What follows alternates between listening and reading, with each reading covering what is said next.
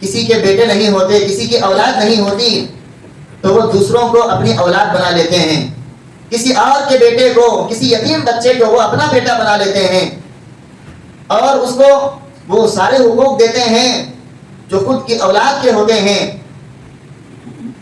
لوگ کسی دوسرے کے بچے کو اپنا بیٹا اعلان کرتے ہیں، اور کاغذات میں اور سارے سرکاری جو بھی کاغذات وغیرہ ہوتے ہیں سب میں اس کو اپنا بیٹا بتاتے ہیں۔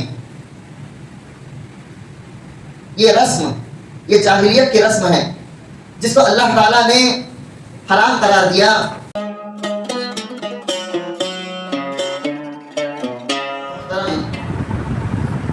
حاضرین جمعہ، میرے اسلامی بھائیوں، پردہ نشین خواتین، ماؤں اور بہنوں، لوگوں پر اللہ تعالیٰ کا یہ بہت بڑا احسان ہے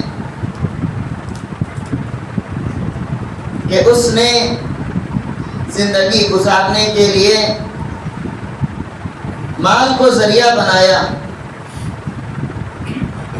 اور انسان کے مرنے کے بعد اس مال کا وارث میت کے رشتہ داروں کو بنایا اور ان کے حصے مقرر فرمائے۔ محترم حاضرین، اللہ تعالیٰ کے مقرر کردہ حصوں کے مطابق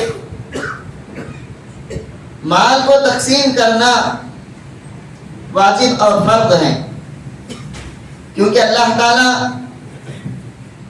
ان حقوق کو بیان کرنے کے بعد اللہ تعالیٰ نے فرمایا فریضۃ من اللہ، یہ اللہ تعالیٰ کی جانب سے فرض ہے، یہ اللہ تعالیٰ کا فریضہ ہے۔ ایک اور جگہ اللہ تعالیٰ نے فرمایا وصیۃ من اللہ، یہ اللہ تعالیٰ کی وصیت ہے جو سارے لوگوں پر واجب ہے۔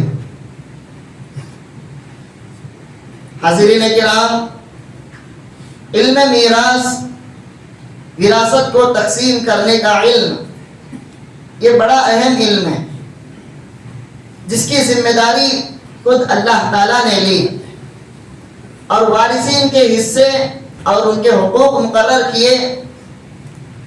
اللہ تعالیٰ نے نماز کا بھی قرآن میں حکم دیا، مگر نماز کا طریقہ نہیں بتایا۔ نماز کا طریقہ صحابہ نے اللہ کے نبی سے سیکھا۔ اللہ تعالیٰ نے زکوٰۃ کا بھی حکم دیا، مگر اس کا طریقہ نہیں بتایا۔ زکوٰۃ نکالنے کا طریقہ لوگوں نے اللہ کے نبی سے سیکھا، مگر علم المیراث ایک ایسا علم ہے، وارثین کے حقوق اللہ تعالیٰ نے خود قرآن مجید میں تفصیل کے ساتھ بیان کیے۔ صرف چند ہی احکام ہمیں حدیث سے معلوم ہوتے ہیں، اکثر احکام اللہ تعالیٰ نے قرآن میں ہی بیان فرمائے۔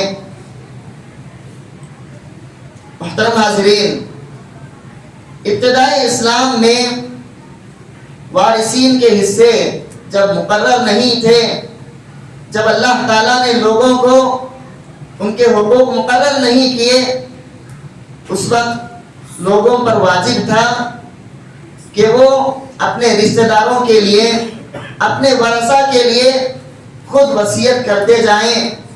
مرنے سے پہلے وصیت کرنا واجب تھا۔ اللہ تعالیٰ نے فرمایا کتب علیکم اذا حضر احدکم الموت ان ترک خیرا، اگر کوئی انسان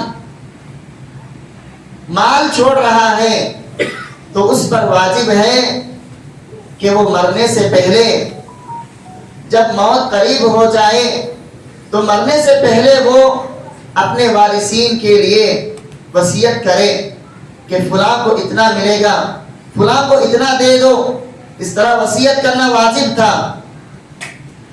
الوصیۃ للوالدین والاقربین، والدین کے لیے، بیٹا بیٹی کے لیے، بھائیوں کے لیے، جو بھی اس کے مال کے حقدار ہیں ان کے لیے وصیت کرنا واجب تھا، مگر اس وصیت کو اللہ تعالیٰ نے اپنے ذمے لیا اور فرمایا یوصیکم اللہ فی اولادکم، اللہ تعالیٰ وصیت کرتا ہے تمہاری اولاد کے سلسلے میں۔ جب یہ آیت نازل ہوئی تو پہلی آیت منسوخ ہو گئی، اب وارثین کے لیے وصیت کرنا جائز نہیں، کیونکہ اللہ تعالیٰ نے ہر وارث کا حصہ قرآن میں مقرر کر دیا، مگر وصیت غیر وارث کے لیے اللہ تعالیٰ نے جائز رکھی کہ اگر انسان چاہے تو ان لوگوں کے لیے وصیت کر سکتا ہے جن کا میراث میں کوئی حصہ نہیں۔ جیسے انسان کا کوئی دوست ہے، بڑا نیک ہے، یا کوئی کمزور انسان ہے، اس کے لیے اگر وصیت کرنا چاہے اپنے مال میں سے وصیت کر سکتا ہے۔ اور اللہ تعالیٰ نے وارثین کے حصے مقرر کیے اور ان کو واجب کر دیا۔ اس کے بعد اللہ تعالیٰ نے ان احکام کو اپنے حدود بتائے اور کہا کہ یہ وعدہ ہے ان لوگوں کے لیے جو ان حدود کی پابندی کرتے ہیں، جو اللہ تعالیٰ کے احکام کی اطاعت کرتے ہیں، کہ ان کو اللہ تعالیٰ جنت میں داخل کرے گا، اور یہ ان کے لیے بڑی کامیابی ہے۔ اور جو لوگ ان حدود اور ان احکام کی پابندی نہیں کرتے، اللہ تعالیٰ کی نافرمانی کرتے ہیں، ان کے لیے اللہ تعالیٰ نے جہنم کے عذاب کی وعید سنائی ہے۔ فرمایا تلک حدود اللہ، یہ اللہ تعالیٰ کے حدود ہیں۔ وَمَن يُطِعِ اللَّهَ وَرَسُولَهُ يُدْخِلْهُ جَنَّاتٍ تَجْرِي مِن تَحْتِهَا الْأَنْهَارُ، اور جو اللہ اور اس کے رسول کی اطاعت کرے گا اللہ تعالیٰ اسے ایسی جنتوں میں داخل کرے گا جن کے نیچے سے نہریں بہتی ہیں، خالدین فیہا، ان جنتوں میں وہ ہمیشہ رہے گا، وذالک الفوز العظیم، اور یہ بڑی کامیابی ہے۔ اس کے مقابلے اگر کوئی انسان اللہ تعالیٰ کی نافرمانی کرے تو اللہ تعالیٰ نے اس کے لیے فرمایا وَمَن يَعْصِ اللَّهَ وَرَسُولَهُ وَيَتَعَدَّ حُدُودَهُ يُدْخِلْهُ نَارًا خَالِدًا فِيهَا وَلَهُ عَذَابٌ مُهِينٌ، اور جو لوگ اور اگر کوئی نافرمانی کرے، اللہ اور اس کے رسول کے احکام کو نہ مانے اور اللہ تعالیٰ کے مقرر کردہ حدود سے تجاوز کرے، اپنی منمانی اللہ تعالیٰ کے احکام میں کرے، یدخلہ نارا خالدا فیہا، اللہ تعالیٰ اسے جہنم میں داخل کریں گے جس میں وہ ہمیشہ رہے گا، وَلَهُ عَذَابٌ مُهِينٌ، اور اس کے لیے شرمندہ کرنے والا عذاب ہے، شرمناک عذاب ہے۔ محترم حاضرین، جاہلیت میں میراث کا کوئی نظام نہیں تھا۔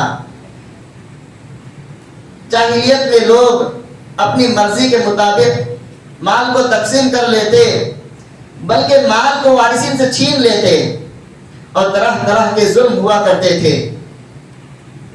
لہذا جاہلیت میں عورتوں اور بچوں کا کوئی حصہ نہیں تھا۔ اگر کوئی انسان وفات پاتا، اس کے چھوٹے چھوٹے بچے ہوتے تو اس میت کا بھائی یا اس کا قریبی رشتہ دار اس مال کو چھین لیتا، نہ بچوں کو ان میں سے کچھ حصہ دیتا اور نہ ہی میت کی بیوی کو اس میں سے کوئی حصہ دیتا اور نہ ہی بیٹیوں کو کوئی حصہ دیتا، سارا مال خود ہی ہڑپ لیا کرتا تھا۔ جاہلیت کی ایک رسم تھی، جاہلیت میں لوگ دوسروں کے بیٹوں کو اپنا بیٹا بنا لیا کرتے تھے، جس کو متبنہ کہتے ہیں، یعنی منہ بولا بیٹا، اور اس طرح کے منہ بولے بیٹوں کو لوگ اپنی میراث میں شریک کرتے تھے۔ جس طرح بیٹوں کو میراث دیا کرتے، اسی طرح منہ بولے بیٹے کو بھی میراث میں حصہ رکھتے۔ اس طرح بیٹوں پر ظلم ہوتا، اس کی خود کی اولاد پر ظلم ہوتا، اس کے دیگر وارثین پر ظلم ہوتا تھا۔ اسی طرح جاہلیت میں لوگ میت کی بیوی کو بھی کوئی حصہ نہ دیا کرتے، جو بیوہ ہو جاتی اس کو خود میراث کا حصہ سمجھ کر میت کا بھائی اس سے جبرن شادی کر لیا کرتا، اور اس کا جو مہر ہوتا وہ بھی نہ دیتا۔ اس طرح لوگ جاہلیت میں ظلم کیا کرتے تھے، مگر اسلام میں اللہ تعالیٰ نے میراث کے حصے تفصیل کے ساتھ بیان کیے، مگر اس کے باوجود لوگ آج بھی میراث کو تقسیم کرنے کے سلسلے میں ایک دوسرے پر ظلم کیا کرتے ہیں۔ میراث کے احکام پر عمل نہ کرنے کی وجہ سے آج عورتوں پر بھی ظلم ہوتا ہے اور مردوں پر بھی ظلم ہوتا ہے۔ محترم حاضرین، بیٹوں کو باپ کا مال نہیں ملتا، بسا اوقات بیٹیوں کو باپ کا مال نہیں ملتا۔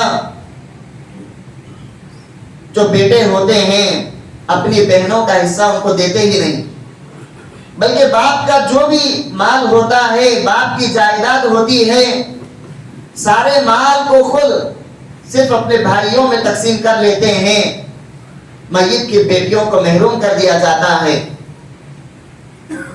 اور بسا اوقات بیٹیوں کو کچھ پیسے کچھ مال دے دیتے ہیں اور کہتے ہیں کہ یہی تمہارا طریقہ ہے، اور لکھوا بھی لیتے ہیں کہ اس کے بعد یہ مال لینے کے بعد اس کا میراث میں کوئی حصہ نہیں۔ اس طرح عورتوں سے ان کی میراث سے تنازل کروا لیا جاتا ہے، دستبرداری ہوتی ہے۔ یہ ساری چیزیں عورتوں پر ظلم ہیں۔ بسا اوقات باپ زندہ ہوتے ہوئے اپنی جائیداد کو بیٹوں اور بیٹیوں کے درمیان تقسیم کر دیتا ہے، مگر بیٹیوں کو خاص حصہ نہیں دیتا، بلکہ کچھ مال دے کر انہیں رخصت کر دیتا ہے اور بیٹوں کو ساری جائیداد بانٹ دیتا ہے۔ یہ بھی عورتوں پر ظلم ہے۔ لوگ شوہر کے انتقال کے بعد بیوی سے مہر معاف کرواتے ہیں۔ یاد رکھیے، یہ مہر نکاح کے وقت میں جو مہر مقرر ہوتا ہے یہ بیوی کا حق ہے۔ اگر شوہر فوراً اس کا مہر ادا نہ کرے، ایسی صورت میں میت کے مرنے کے بعد یہ مہر قرض کے طور پر پہلے بیوی کو ادا کیا جائے گا، اس کے بعد میراث میں بھی اس بیوی کا حصہ ہوتا ہے۔ مگر آج لوگ میت کی بیوی کو کچھ حصہ نہیں دیتے۔ اگر بیٹے ہیں تو بیٹے خود بانٹ لیتے ہیں، اپنی ماں کو اس میراث میں کوئی حصہ نہیں دیتے۔ محترم حاضرین، ایسا نہیں کہ صرف ہمارے معاشرے میں صرف عورتوں پر ظلم ہوتا ہے، ہمارے معاشرے میں مردوں پر بھی ظلم ہوتا ہے۔ اکثر خاندان جو درمیان حال کے ہوتے ہیں، ان خاندانوں میں باپ اپنی زندگی کی پوری کمائی بیٹیوں کو جہیز دینے میں، بیٹیوں کو سونا دینے میں لگا دیتا ہے، اور بیٹے کے لیے کوئی حصہ باقی نہیں رہتا، بلکہ بسا اوقات بیٹے کو قرض بچتا ہے جو کہ باپ کا قرض ہوتا ہے، جو باپ کے مرنے کے بعد بیٹا کئی سالوں تک چکاتے چکاتے تھک جاتا ہے۔ یہ بیٹوں پر ظلم ہے۔ اس جہیز کی وجہ سے، جہیز کی لعنت کی وجہ سے ہمارے معاشرے میں بیٹوں پر بھی ظلم ہوتا ہے۔ بسا اوقات باپ کا انتقال ہو جاتا ہے اور جو بڑے بیٹے ہوتے ہیں وہ ہندوستان سے باہر جاتے ہیں، اپنے ملک سے باہر جاتے ہیں، بیرونی ملک میں رہتے ہوئے محنت کر کے اپنی ساری کمائی اپنے خاندان کو بچانے میں، اپنے خاندان کی خدمت میں لگا دیتے ہیں۔ سالوں سالوں کما کر وہ اپنی ماں کو وہ مال بھیجتے ہیں، اور ماں اس مال سے کئی جائیداد اپنے نام پر خریدتی ہے. جب ماں کا انتقال ہو جاتا ہے ایسی صورت میں سارے بیٹے اس مال کو اپنے اندر تقسیم کر لیتے ہیں، اور جس بیٹے کے مال سے وہ جائیداد خریدی گئی، جس بیٹے کے مال سے وہ جائیداد بنائی گئی، وہ مال اب سارے لوگوں میں تقسیم ہو رہا ہے. حالانکہ اس مال کا اکلوتا حقدار وہ بیٹا تھا جس نے کما کر وہ جائیداد بنائی. محترم حاضرین، اس طرح کے ظلم بیٹوں پر بھی آج ہمارے معاشرے میں ہوتے ہیں. محترم حاضرین، ہمارے معاشرے میں ایک اور چیز جو رائج ہے وہ متبنہ بنانے کی ہے. لوگ کسی کے بیٹے نہیں ہوتے، کسی کی اولاد نہیں ہوتی تو وہ دوسروں کو اپنی اولاد بنا لیتے ہیں. کسی اور کے بیٹے کو، کسی یتیم بچے کو وہ اپنا بیٹا بنا لیتے ہیں اور اس کو وہ سارے حقوق دیتے ہیں جو خود کی اولاد کے ہوتے ہیں. لوگ کسی دوسرے کے بچے کو اپنا بیٹا اعلان کرتے ہیں اور کاغذات میں اور سارے سرکاری جو بھی کاغذات وغیرہ ہوتے ہیں سب میں اس کو اپنا بیٹا بتاتے ہیں. یہ رسم، یہ جاہلیت کی رسم ہے جس کو اللہ تعالیٰ نے حرام قرار دیا اور کہا وَمَا جَعَلَ أَدْعِيَاءَكُمْ أَبْنَاءَكُمْ، تمہارے منہ بولے بیٹوں کو اللہ تعالیٰ نے تمہارا بیٹا نہیں بنایا. ادعوهم لآبائهم، انہیں تم ان کے باپ کے نام سے بلاؤ، انہیں تم اپنے آپ کو اس کا باپ نہ بتاؤ بلکہ انہیں ان کے باپ کے نام سے بلاؤ. یہی اللہ تعالیٰ کے پاس سب سے صحیح ہے. محترم حاضرین، آج جب اس باپ کا انتقال ہو جائے تو باپ خود اس متبنہ بیٹے، منہ بولے بیٹے کو اپنی جائیداد بھی دے دیتا ہے اور اس کے مقابلے جو اس کی اولاد ہوتی ہے، اس کی حقیقی اولاد ہوتی ہے، اس کی جو بیٹیاں ہوتی ہیں انہیں اس مال کا حصہ نہیں ملتا. دیگر رشتہ دار اس کی وجہ سے محروم ہو جاتے ہیں. آپ کو پتہ ہونا چاہیے کہ بیٹے کی موجودگی میں سارے بھائی بہن سب محروم ہو جاتے ہیں. اب کسی انسان نے اس کو اولاد نہ ہونے کی صورت میں کسی اور کے بچے کو اپنا بچہ بنا لیا، کسی اور کے بیٹے کو اپنا بیٹا بنا لیا، اور اس منہ بولے بیٹے کی وجہ سے وہ سارے بھائی بہن جو کہ حقدار تھے وہ محروم ہو گئے. یہ دیگر رشتہ داروں پر ظلم ہے، میراث کے سلسلے میں ظلم ہوتا ہے.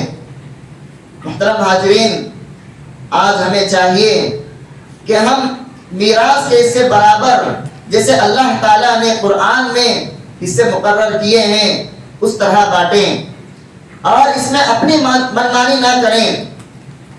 اللہ تعالیٰ نے، اللہ کے نبی صلی اللہ علیہ وسلم نے فرمایا من ادعا الی غیر ابی، جو اپنے باپ کو چھوڑ کر دوسرے باپ کی طرف دعویٰ کرے کہ فلاں میرا باپ ہے فقد کفر. ایک اور حدیث میں آتا ہے فالجنت علیہ حرام، جنت اس پر حرام ہو جاتی ہے. یہ معاملہ، یہ مسائل چھوٹے مسائل نہیں ہیں، یہ بہت بڑے بڑے مسائل ہیں جو ہمارے معاشرے میں آج پھیلے ہوئے ہیں.